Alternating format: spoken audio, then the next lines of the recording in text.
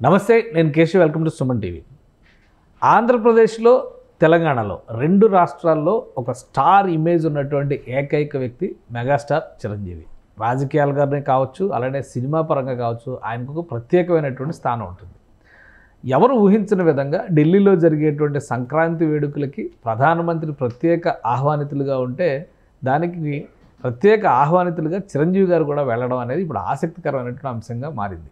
రాజకీయాల్లో ఏ నిమిషంలో ఏదైనా జరగవచ్చు అనడానికి అనేక సంఘటనలు ఉదాహరణలుగా కనిపిస్తాయి. ఢిల్లీలో చిరంజీవి చేసిన సెలబ్రేషన్స్ ఎటువంటి వైబ్రేషన్స్ ఇవ్వబోతున్నాయి, ఒకసారి విశ్లేషించేటువంటి ప్రయత్నం చేద్దాం. మనతో పాటు చందు శ్రీనివాస్ గారు, అనలిస్ట్ చందు శ్రీనివాస్ గారు, నమస్కారం. నమస్కారం.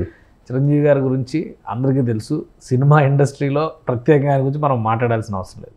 రాజకీయాల్లో ఆయనకు ఒక ఇమేజ్ ఎస్టాబ్లిష్ చేసుకొని ప్రస్తుతం ఉన్న రాజకీయాలను తట్టుకోలేక ఆయన కాస్త ఒక రకంగా చెప్పాలంటే అక్కడి నుంచి వానప్రస్థం తీసుకొని మళ్ళీ సినిమా ఇండస్ట్రీలో కంటిన్యూ అవుతారు. కానీ రాజకీయాల చర్చ వచ్చిన ప్రతిసారి చిరంజీవి గారి ప్రస్థానం కూడా కంపల్సరీ వస్తుంది. ఇప్పుడు చిరంజీవి గారు ప్రత్యేకంగా ఢిల్లీలో ప్రత్యేక ఆహ్వానితులుగా ప్రధానమంత్రి ముఖ్య అతిథిగా వచ్చిన కార్యక్రమానికి వెళ్ళడం, కిషన్ రెడ్డి గారు తెలుగు బిడ్డ అయినప్పటికీ కూడా కేంద్రంలో క్యాబినెట్ హోదాలో ఉన్నటువంటి మంత్రి, ఆయన సంక్రాంతి వేడుకలను ప్రత్యేకంగా నిర్వహించడం, ఏంటి దీనికి ఏమన్నా రాజకీయ ప్రాధాన్యం ఉందా? డెఫినెట్గా ఉంటుంది, ఎవరు లేదనుకున్నా ఉంటుంది. ఎందుకంటే ఆయన రాజకీయాలు నాకు వద్దు అనుకున్నా రాజకీయాలు ఆయన వదిలిపెడతలే. ఆయన ఒక అజాతి శత్రువు. సరే, ఆయన అంత సౌమ్యుడు రాజకీయాల్లో పనికిరాడు, వాళ్ళ తమ్ముడే కరెక్ట్ అని చెప్పి చాలామంది అనుకున్నారు. సరే, తన అన్న వేసిన మార్గంలో తమ్ముడు ఎక్కడ విశ్రమించకుండా దశాబ్దన్నర పోరాడి 100% స్ట్రైక్ రేట్తో ఉభయ తెలుగు రాష్ట్రాలే కాకుండా దేశవ్యాప్తంగా పొలిటికల్ స్టార్గా అవతరించాడు. మీరు అన్నట్టు ఉభయ తెలుగు రాష్ట్రాలే కాకుండా అండి, తెలుగు వాళ్ళు ఎక్కడున్నా కానీ మెగాస్టార్ అంటే 4.5 దశాబ్దాల కష్టం, పునాదరాల నుంచి ఆయన నిర్మించుకున్న ప్రతి ఇటుక ఈరోజు ఆయన కుటుంబం నుంచి 9 మంది హీరోలు చేసింది. ఇప్పటికీ ఇండస్ట్రీ బాస్ అంటారు. మీరు అన్నట్టు ఒక సేవా కార్యక్రమాలని అభిమానులకు చూపించడం ద్వారా అభిమానులు కూడా ఆ దృక్పథం వైపు సేవ చేయాలనే ఆకాంక్షని తెలియజే, ఒక బ్లడ్ బ్యాంక్ కావచ్చు, ఐ బ్యాంక్ కావచ్చు. మరి ఇవన్నీ దాంతోపాటు కరోనా టైంలో కూడా మనం చూసాం. 24 క్రాప్స్కి కోట్లాది రూపాయలు ఖర్చు పెట్టి వాళ్ళకి నిత్యావసర వస్తువులు ఇవ్వటం, రెమిడిసివిర్ ఇంజెక్షన్స్, ఆక్సిజన్ ఇవన్నీ కూడా ఇచ్చారు. సరే, మీరు ఇవన్నీ ఒక ఎత్తు అయితే రాజకీయాలు ఇప్పటికీ ఆయన కాంగ్రెస్లో ఉన్నాడని చెప్పి అంటున్నారు. కాంగ్రెస్ ప్రాథమిక సభ్యత్వం ఆయన ఇంకా తీసుకోలేదు, ఉపసంహరించుకోలేదు అదే అంటున్నారు. కాంగ్రెస్ కూడా మావాడే. రేవంత్ రెడ్డి గారు కూడా మొన్న మధ్య స్టేట్మెంట్ ఇచ్చారు, చిరంజీవి గారు మా పార్టీ నాయకుడు ఆయన. అవును, పద్మవిభూషణ్ వచ్చిన తర్వాత శిల్పకళా వేదికలు సత్కరించేటప్పుడు అందరూ కూడా ఎంటైర్ తెలంగాణ ప్రభుత్వం మొత్తం సత్కరించింది ఆయన్ని. ఎందుకంటే ఆయన అందరూ కావాలి, అందరూ వాడుగా అందరూ అనుకుంటారు అన్ని పార్టీలు.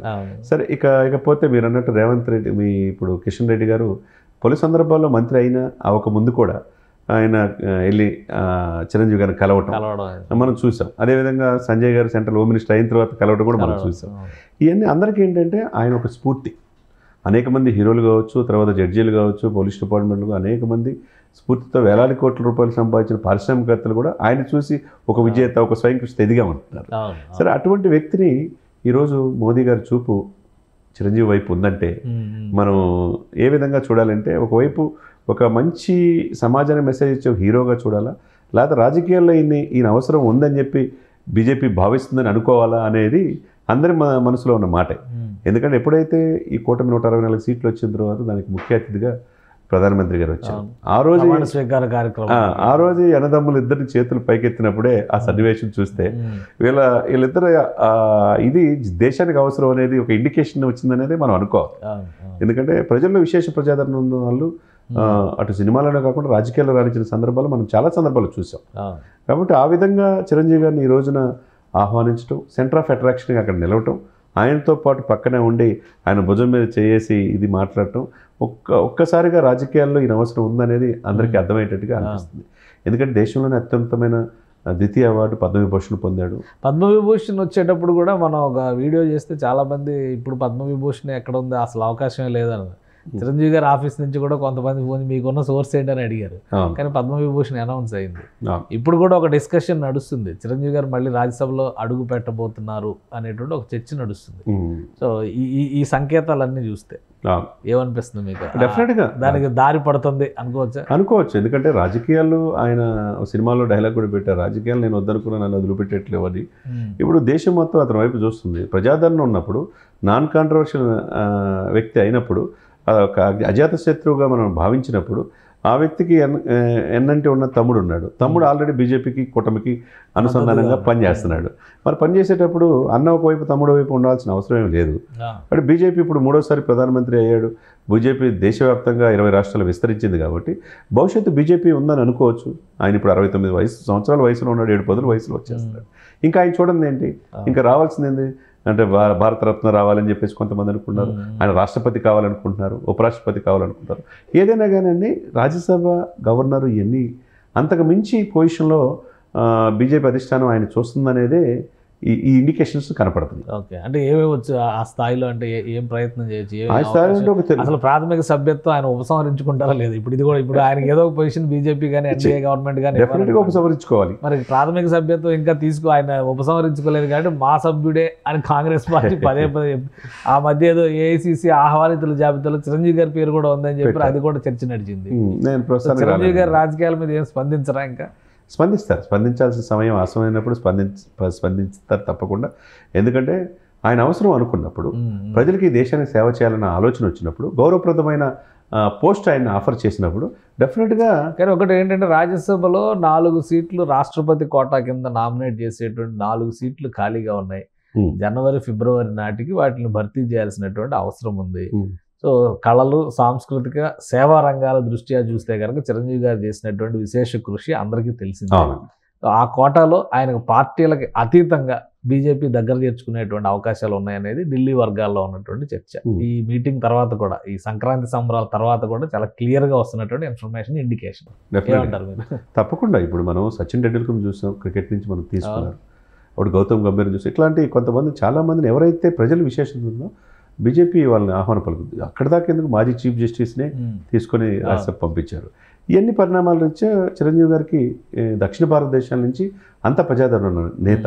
మీరు అన్నట్టు ఇప్పుడున్న సిచ్యువేషన్స్లో రాజ్యసభ పంపించడం, సెంట్రల్ మినిస్టర్ చేయటం అనేది కంటే ఇక్కడే ఇప్పుడు అబ్దుల్ కలాం గారు ఉన్నారు. కళలు, ఆయన సైన్స్ అండ్ టెక్నాలజీలో ఈ దేశానికి అణుపరీక్షలు రూపశిల్పి, గొప్ప వ్యక్తి, స్వార్థం లేని వ్యక్తి, అతి పేదరికం నుంచి మిస్సైల్ మ్యాన్గా అవతరించిన వ్యక్తి, 40 యూనివర్సిటీ నుంచి డాక్టరేట్ పొందాడు. మరి ఆ వ్యక్తిని ఆయన ఎక్స్పెక్ట్ చేయలే. ఆ రోజున నేషనల్ పార్టీలో ఉన్నప్పుడు చంద్రబాబు నాయుడు గారు గవర్నమెంట్ అప్పుడు కూడా ఈ రిఫర్ చేయటం, ఆయన వెనువెంటన ఆ పదవికి వాడిని తీసుకొచ్చాడు. మరి అటువంటి పదవి వచ్చినా ఆశ్చర్యపడాల్సిన అవసరం లేదు. ఎందుకంటే ఈజ్ క్యాపబుల్, ఎందుకంటే ఈజ్ డిజర్వ్డ్.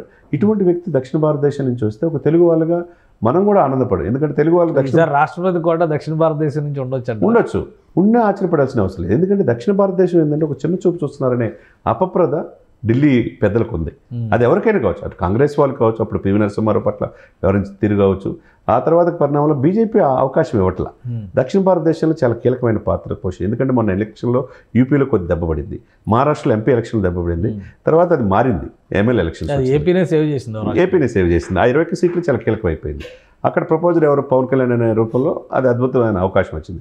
దక్షిణ భారతదేశంలో ఫ్యూచర్లో రేపు తమిళనాడులో కావచ్చు, కర్ణాటకలో కావచ్చు, తెలంగాణలో కావచ్చు, ఆంధ్రాలో కావచ్చు, మిగతా ఫ్యూచర్లో జమిలీ ఎలక్షన్ జరిగిన ఈ దక్షిణ భారతదేశంలో చాలా కీలకంగా భావిస్తున్నారు. సో ఒక ఐకానిక్ పర్సనాలిటీగా చిరంజీవి గారు కనిపిస్తారు, డెఫినెట్గా కనపడుతున్నాడు. కాబట్టి అద్భుతమైన అవకాశం, ఎవరు ఊహించిన పదవి ఆయనకు వచ్చినా ఆశ్చర్యపడాల్సిన అవసరం లేదు. రైట్. థ్యాంక్ యూ శ్రీనివాస్ గారు. ఇది చిరంజీవి గారు ఎన్డీఏ పెద్దలతో ఉన్నటువంటి సఖ్యత, అలానే అనుబంధ బాంధవ్యాలు రాబోయే రోజుల్లో కీలకమైనటువంటి పదవిని అందించేటువంటి అవకాశాలు స్పష్టంగా ఉన్నాయని శ్రీనివాస్ గారు అంటున్నారు. సంక్రాంతి సంబరాల్లో పాల్గొనడమే కాదు, ప్రస్తుతం దేశ రాజకీయాలకు సంబంధించినటువంటి స్థితిగతులపైన కూడా చర్చలు జరగడానికి అవకాశం ఉంది. దక్షిణ భారతదేశం నుంచి ఒక ఐకానిక్ పర్సనాలిటీగా రాబోయే రోజుల్లో చిరంజీవి గారు రాష్ట్రపతి పదవికి కూడా అన్ని విధాల అర్హుడయ్యేటువంటి అవకాశం ఉంటుందని శ్రీనివాస్ గారు విశ్లేషిస్తున్నారు. ఇది స్పెషల్ డిస్కషన్.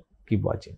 సుమన్ టీవీలో మీ పర్సనల్ అండ్ బిజినెస్ ప్రమోషన్స్ కోసం కింది నెంబర్కి కాంటాక్ట్ చేయండి.